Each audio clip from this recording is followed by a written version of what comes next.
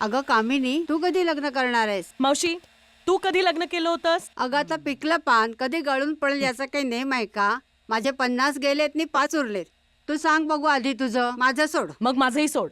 नसत्या चौकशा नको करूस. अरे काय मुलगी आहे, आईवरच गेले अगदी. मिस्टर रॉबर्ट, नाही मिस्टर रॉबर्ट, मी तुम्हाला सगळं समजावतो. तुम्ही एक काम करा, संध्याकाळी ऑफिसला, तिथून आपण जाऊ कुठेतरी. Then I will tell you the whole thing to you. Okay okay, संध्याकाळी भेटूया आपण. Okay, thank you, bye.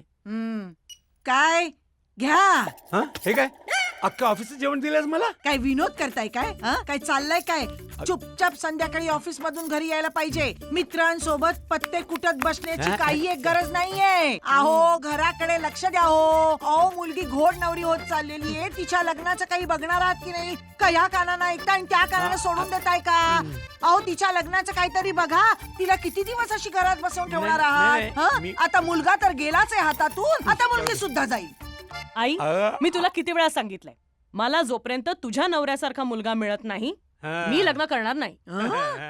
वाह वाह, हँडसमच आहे ना जणू.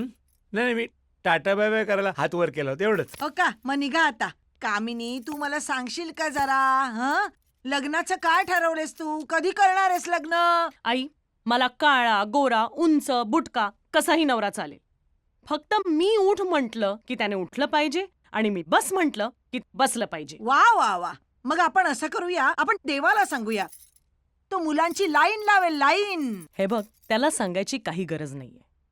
मला एक असा टीव्ही शोधायचा आहे ज्याच्यावर फक्त मला हव्या त्या सिरियल्स लागतात.